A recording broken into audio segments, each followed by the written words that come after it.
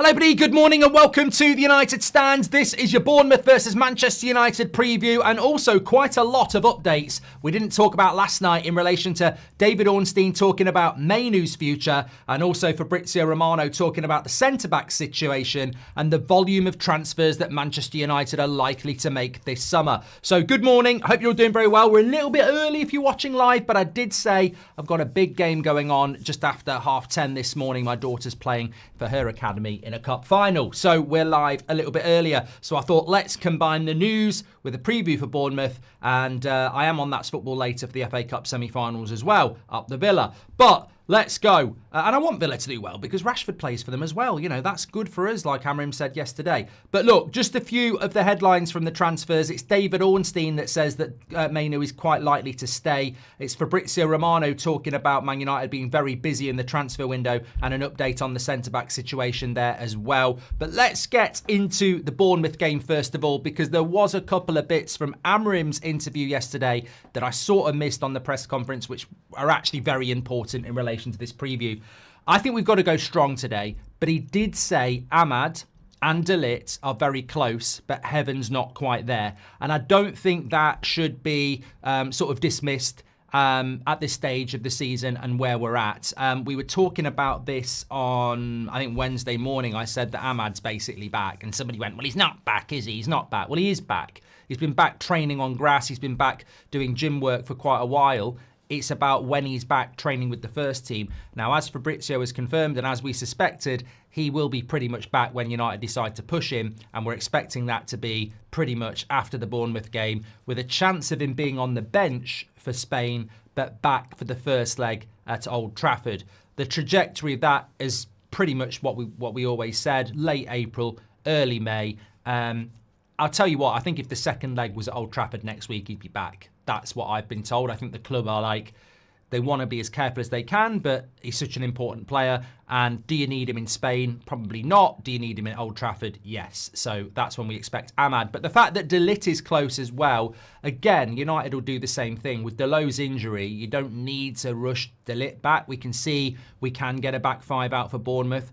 Whether De Ligt will be back for the game in Spain, I think he's a little bit more important, because in Spain we want to defend well. And you'd like to say Mazraoui maybe go to right wing back, Dorgu go to left wing back, and put De Ligt in there with Maguire and Yoro. We'll have to wait and see on that one. This is how I think we'll line up. I think it's an important game. I was looking at the Premier League table and Bournemouth, I mean, terrible run of form for Bournemouth recently. They've won one of their last six. They're in 8th place. They can get European football. I think 8th place will get European football. They're not going to get any higher. They're now 8 points off Villa in 7th. So they're sort of in a four-way really, with Brentford, Brighton, Fulham and Bournemouth, who've all had very good seasons, and we are miles off them. For context, we're 11 points off Bournemouth. But I think for context next season, that's quite an important point. We're 11 points off Bournemouth, and Bournemouth have had a good season, and we've had an absolutely terrible season. So it just shows you that this is going to be our worst ever Premier League season, and we're 11 points off Bournemouth, who've had a good one. I mean, we're 20 off Villa. I mean, 20, we're not making that up in a season. I'm sorry. We're not going to make that up next season. I'd be amazed if we make 20 points.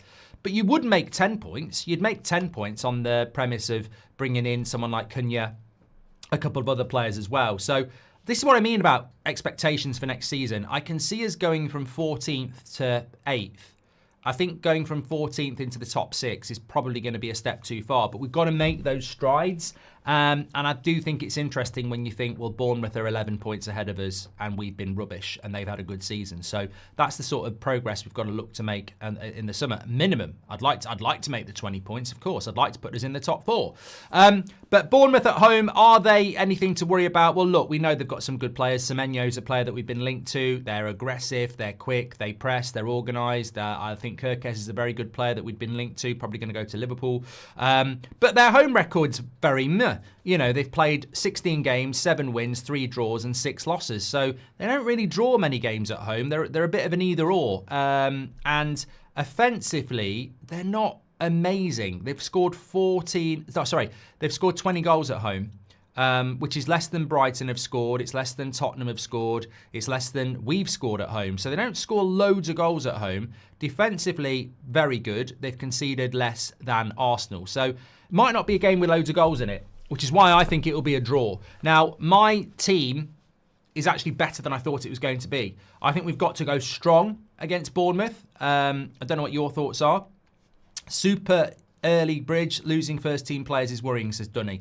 Thanks very much for your super chat, pal. So, good morning to everybody. I sort of got lost there for a minute. I thought, because sometimes my previews are done as a pre-record. I did for a moment when I was doing the team, just about to do the team, completely forgot I've got a live chat. So, morning everybody. Are you going to do the Eubank watch along, Mark? No, I actually think that, very quickly about that, I think that fight's an I like boxing. I think that fight's a joke, actually. I think it's, Eubank against Ben when I was growing up was proper. I just think this is a gimmick, really. So I don't do gimmicks. Anyway, let me get into the football match. I don't think Bournemouth against Man United is a gimmick. Obviously, it's also important to mention in relation to the Premier League that if we were to win this game, we could go up to 13th. We're in 14th at the moment, but we're only 2 points off 17th, and we're more likely to drop down, aren't we? So I don't see us winning at Bournemouth, but I think we have to go strong. We've had a week off. People will be worried about injuries, but I don't see a scenario where if Amorim picks Maguire or Agate and they get injured, people can say he should have rotated. We haven't had a game for a week. There is an argument in football that if you've played on a Thursday night, rotation's important, but when they haven't played for a week, they actually need game time to keep their sharpness up. So we've got to play as many of our first team players in this game as possible. Thursday, Sunday is quite a big gap. These players haven't played in a week and they're not playing again until Thursday. So they're more than capable of putting in 90 minutes against Bournemouth on Sunday after a week off in preparation for a game on Thursday. So I would go as strong as possible. Obviously, Onana will be in goal. Mazraoui, Maguire, and Yoro. Move Dorgu to right wing back. Amas left wing back, and then play Agate and Casemiro. Bruno, Garnacho, Rasmus. That's what I would do. He might change it. One of the positives is not only have we got Ahmad and De Ligt on the verge of coming back, which will obviously strengthen our bench, we will also have people like Mainoo, Shaw, and Mount on our bench for this game. Obi as well. So the bench is getting stronger. And look, Delo is a big loss for Manchester United. But as I say, whilst Mount and Shaw are fit and on the bench, and Mainoo is back, and Ahmad and De Ligt are on the way back, we have got some, decent-ish options on the bench. I mean, obviously, we still need to be very active in the summer transfer window, but it's better than it could have been. I expect the team to do well on Sunday, tomorrow. I expect the team to do well because you're playing for your place now. There is competition starting to happen on the bench, especially around the midfield. So if I'm Agate, Casemiro, Garnacho, I'm looking at the bench and I'm going, well, he can drop Bruno in the midfield and drop one of us. Mainoo could come in, Mount could come in. There's a lot of options there. And Ahmad's coming back as well. So this is not just... And I think it can be a bad thing. I think sometimes when you're playing and you know that there's no one on the bench, your place is safe. I would be looking at my place in that United midfield and attack, and I'd be going, am I starting against Bilbao? Am I a starter at the moment? So these players need to show what they're all about and step up. And I think it'll be a draw. A lot of people think Bournemouth will win and they're capable of beating us. But I actually don't think the excuse is there the same as it was against Wolves. We should have beat Wolves. They beat us. People overreacted. We just played 2.5 days before extra time against Lyon. We've had a week off. We're playing a Bournemouth side that's good, but they've only won 1 in their last 6. And their season, okay, they've got European football to play for, but we're playing for the Europa League. We should be more motivated than them, and we've had a week off. So I'm not going to be sat there if we lose going Amorim out. That's ridiculous. But if we lose, I won't be happy. With Wolves, I wasn't happy, but I can understand the context of the game and what had happened on Thursday. With this game, I really want to see preparation for a huge game on Thursday.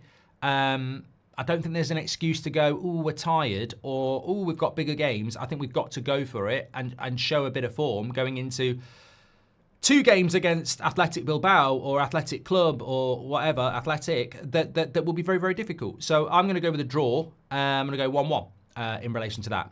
Hi, Mark. Can you say hi to big up to the Pels? That's from Kobbie. Thank you very much for your super chat this morning. Thanks everyone who's tuning in. Hope talk of new players means the low IQ players start picking up, says Garfield. Well, everybody should start picking up now, because whether you're playing for your future or not, you should do. Interesting point from Original Bro here. What are your thoughts in the chat? He says, do you think if Amas can find consistency, he could outplace Dorgu in the left wing back position when Delo comes back? I mean, look, Dorgu's 20 going on 21. I think Amas has just turned 18. Look, I think with Amas, I expect at some point he's going to have some bad games and people will go his ass. You know, that's just the way some people in our chat work. Not in, well, maybe in our chat, but in our fan base is what I meant to say. So there will be people who will build him up as the next Luke Shaw and then, knock him down as the next Tyler Blackett. If you know, you know. But the point is, Luke Shaw at 18 wasn't the Luke Shaw we're talking about Amas being either. That's the stupidity of people who go, he's the next Luke Shaw. Luke Shaw at 18 wasn't the Luke Shaw you think Amas is going to be. So we've got to be patient with these players. We've got to be patient with Dorgu. We've got to be patient with Garnacho. We've got to be patient with Mainoo. But that's always the big problem, mate. Yoro as well. Can we be patient with these players? Lloyd says, why are you so early? Well, if you watched the show last night, Lloyd, you'd already know. Let him know in the chat. Right, let's move on to a bit of news. Just talking about Mainoo. This came out from David Ornstein yesterday. I missed it, but doesn't mean we don't talk about it. Basically said that Manchester United, there is a growing sense that Mainoo will stay at Manchester United. Now, this is good news. Smash a like on the video. But it's not surprising news. I said this months ago. I think Sir Jim Radcliffe, Ineos, Sir David Brailsford, Joel Glazer, whatever you want to call this ownership of Manchester United, I think that they are operating in a world where there is a lot of negativity around Manchester United and you need positivity. You need to sell season tickets. You need to sell kits. It's a cynical world around Manchester United at times because they need to generate money. Look, I've said it before. Maybe Amorim really likes that hoodie. Maybe Amorim doesn't mind wearing the hoodie and it helps Man United sell the hoodie. I don't know. But my point is, Manchester United, when they're in the situation they are, where they're not doing very, very well, where they haven't got a lot of money, where they're sacking a lot of people, where they're cutting costs, where they're raising ticket prices, these are not the sort of things that are going to get fans hyped and excited. So they have to come up with strategies. And trust me, Man United have got people who work at Old Trafford who come up with strategies to manipulate us. So the Mainoo story for me has always been a load of nonsense. Because from his side and his people, they've always been baffled by the talk of him leaving when the talk has been about a new contract. So you've got all these people going, oh, Mainoo might be sold in the summer because it's pure profit. But from the Mainoo side, they're like, it's really baffling because it's not the message that we're getting. We're in contract talks. That's what's going on.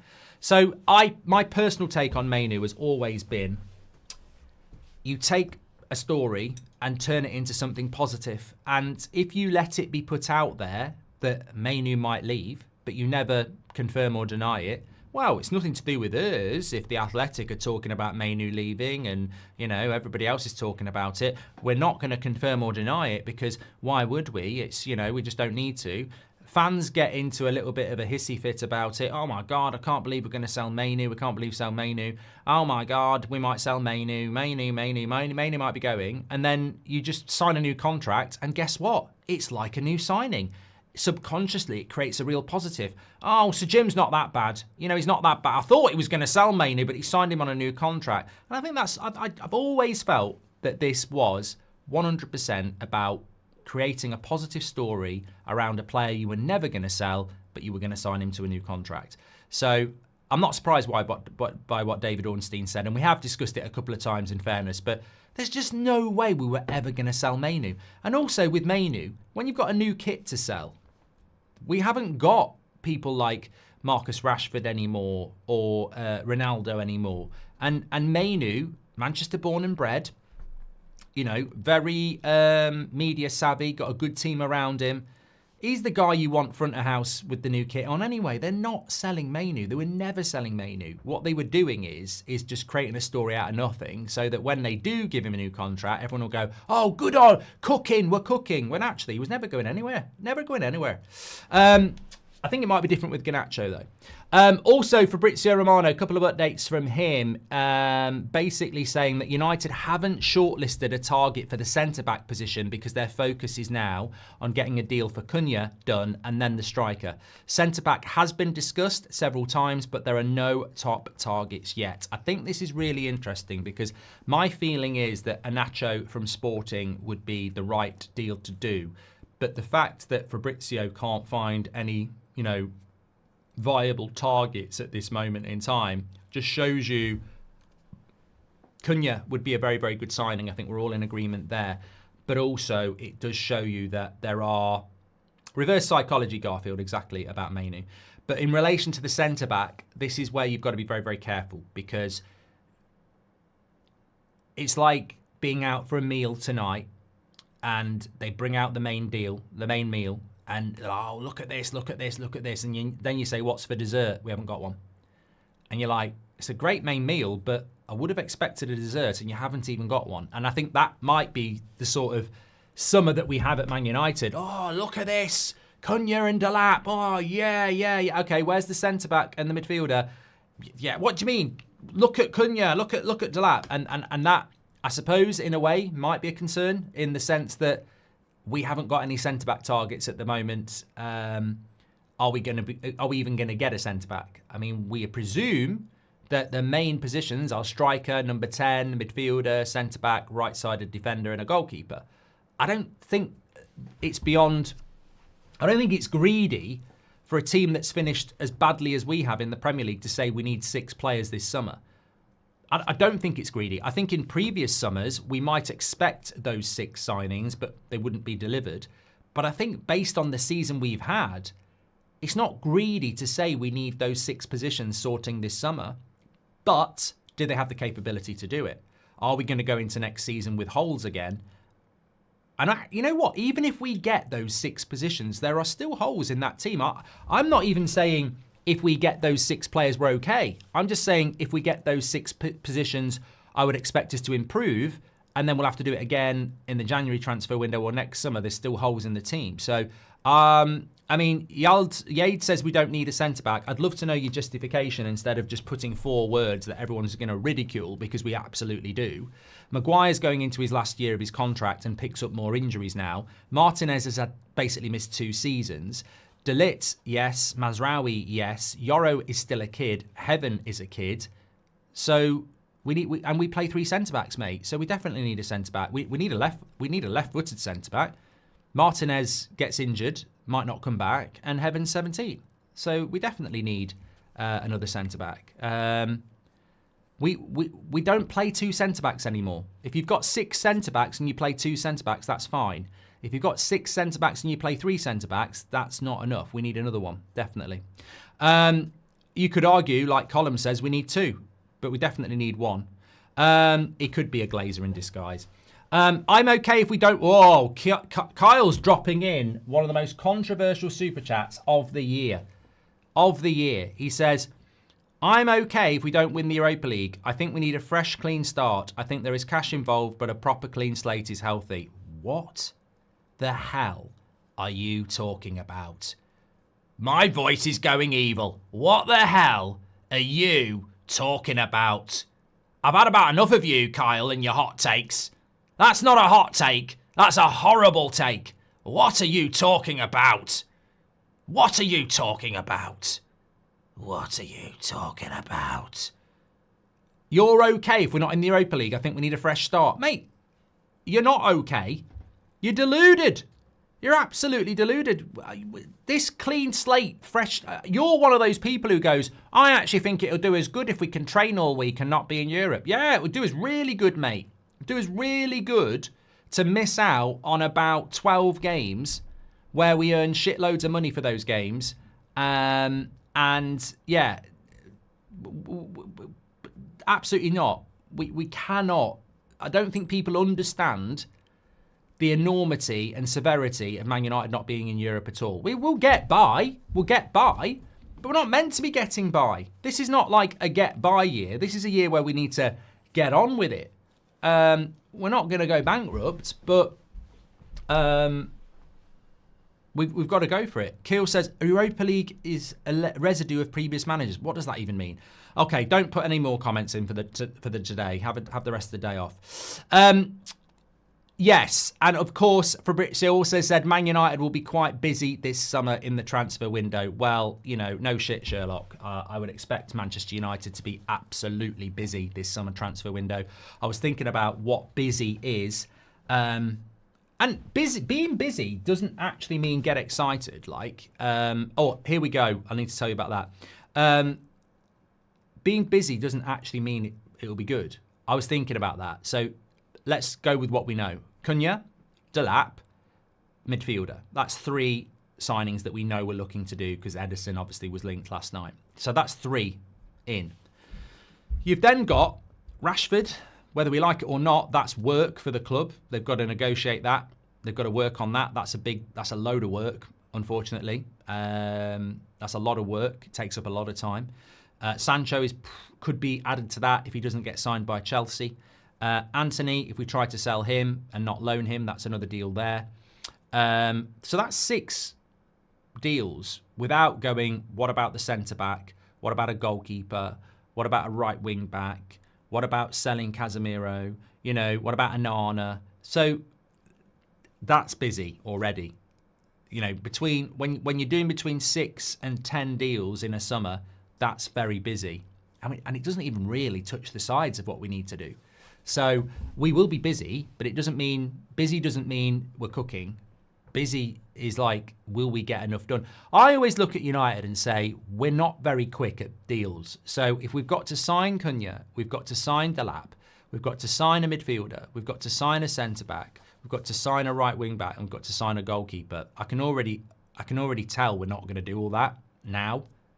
I can tell you now we're not going to do them 6 deals. We're not quick enough to do those deals in 3 months.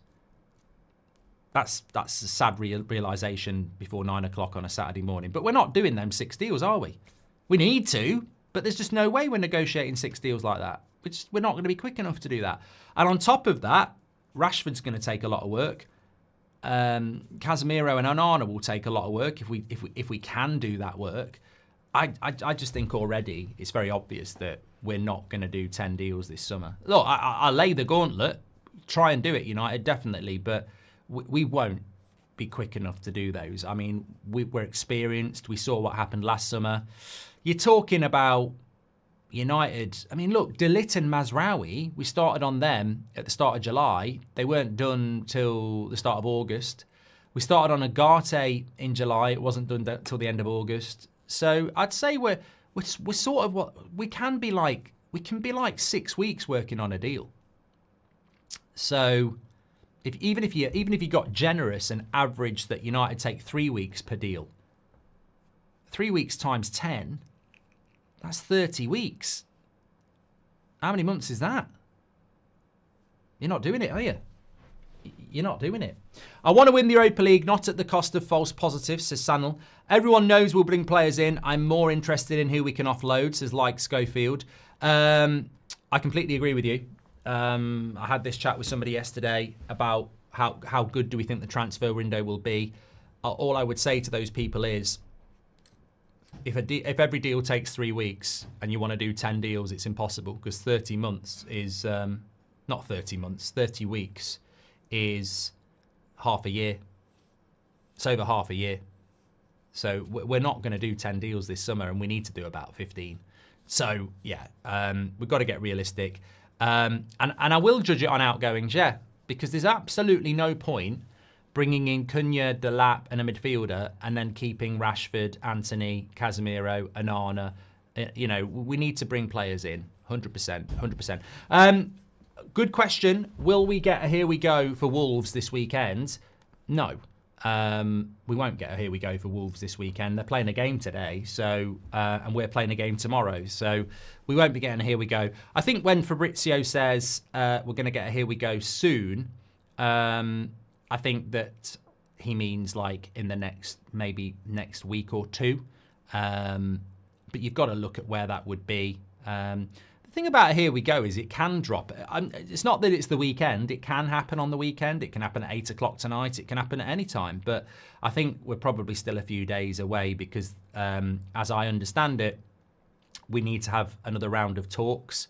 And I don't know that we've even had the talks. I don't even know. I don't know. I've sort of lost it over the last 24 hours. The last I heard, we still hadn't finalised a deal with Cunha. And then we've got to speak to Wolves. So how do you have a Here We Go? We might get a terms agreed with Cunha, and then we've got to speak to Wolves. So I'd still say we're a little bit away. My predictions for United's attacking plans this summer are based on reports. Cunha, Delap, Dibbling, Mastantanu. The question is that better? Imagine you get Cunha, Delap, and Dibbling or Mastantuono, but you lose Anthony, Rashford, Garnacho. Is that better or worse? Or is it around the same? I wouldn't like those three with Garnacho going. Let me put it that way. I really wouldn't. Thanks very much for that, Rohan. Okay, I've got to go. I've got a match to go. Thanks everyone for tuning in this morning. Absolute legends. I am back today. I might be back doing a 2 o'clock actually. We'll see if there's any breaking news. But certainly we've got the 8 o'clock show tonight. And I'm doing the Villa Crystal Palace FA Cup watch along on That's Football a little bit later as well. Thanks everybody for watching. Thanks for everyone who's saying good luck. Appreciate that. My daughter's playing in the cup final, so appreciate that. And I will speak to you all a little bit later. Have a great day, evening, whatever you're up to, and we'll catch up later. Stay safe.